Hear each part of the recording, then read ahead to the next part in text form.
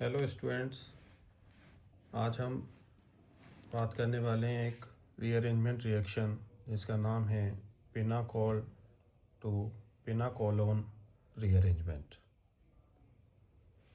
जैसा कि इसके नाम से पता चल रहा है, पहला नाम है पिनाकोल, दूसरा पिनाकोलोन।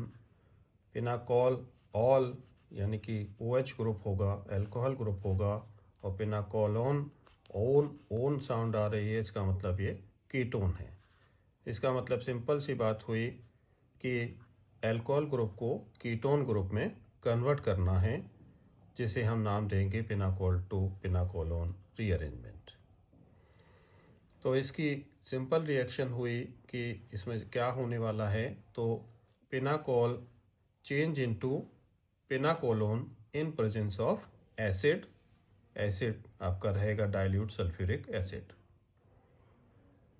कैसे होगी ये रिएक्शन? कुछ स्टेप्स को फॉलो करती हुई चलेगी। तो उसमें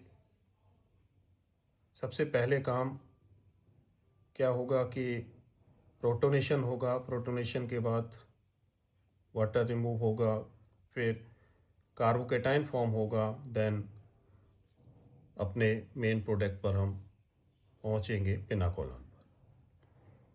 तो शुरुआत करने से पहले सबसे पहले बात करते हैं कि पिनाकोल होता क्या है।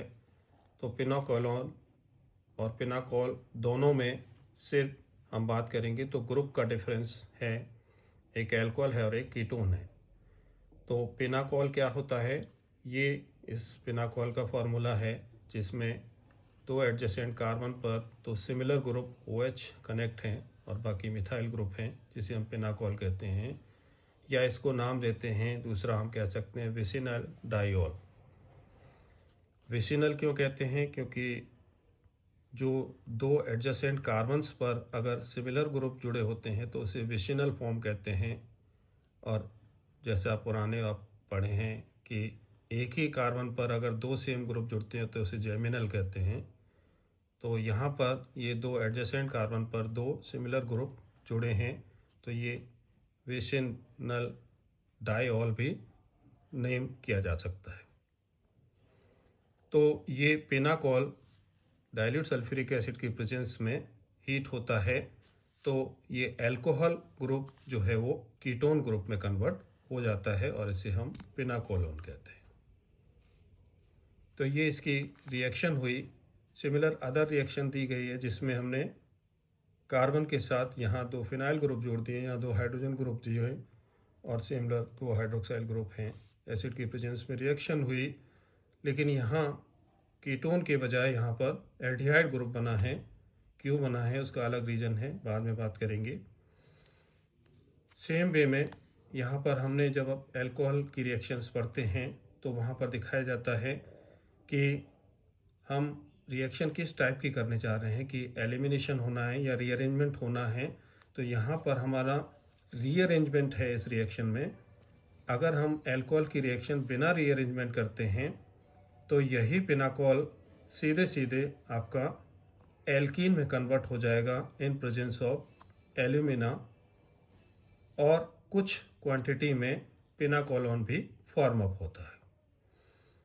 तो हमारे लिए मेन इम्पॉर्टेंट बात हुई जो है आपकी पहली केमिकल रिएक्शन, और अब उसकी मैकेनिज्म फॉलो करते हैं। तो फर्स्ट रिएक्शन को ही हम आगे कैरी ऑन कर रहे हैं, जिसकी मैकेनिज्म में अगर हम जाते हैं तो ये मैकेनिज्म 4 स्टेप्स में।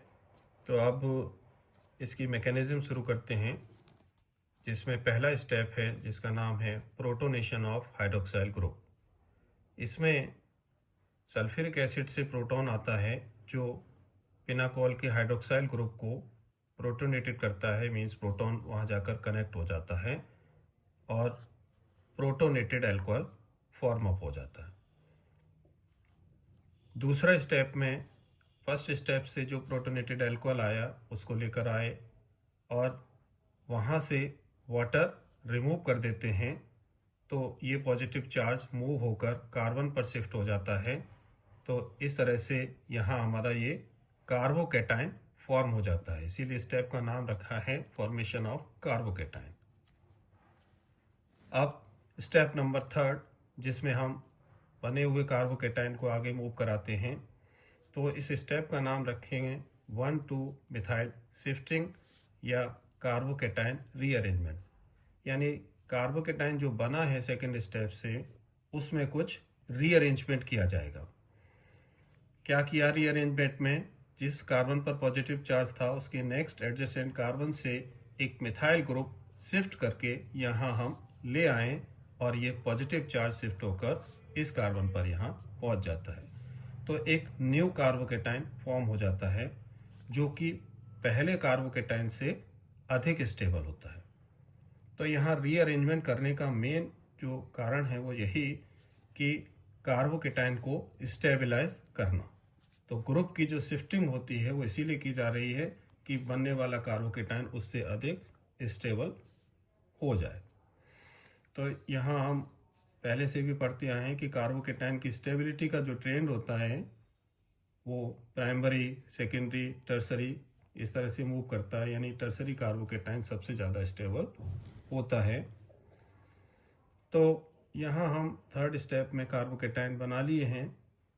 अब वही कार्बोकेटाइन स्टेप नंबर 4 में मूव होता है, जिस स्टेप का नाम रखे हैं हम फॉर्मेशन ऑफ कीटोन।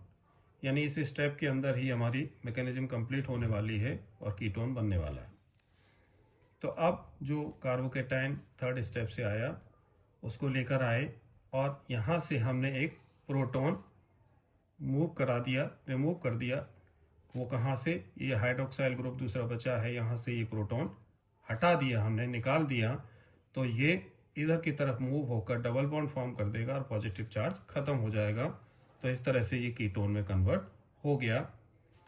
तो देखा कि अल्कोहल ग्रुप कीटोन में कन्वर्ट हुआ और यही हमारा पिनाकोलोन है। कीटोन ग्रुप आ गया, इसलिए साउंड ऑफ ओन किया गया। तो पिनाकोल का जो IUPAC नेम हुआ वो 3,3 डाईमिथाइल 2 ब्यूटेनॉन हुआ।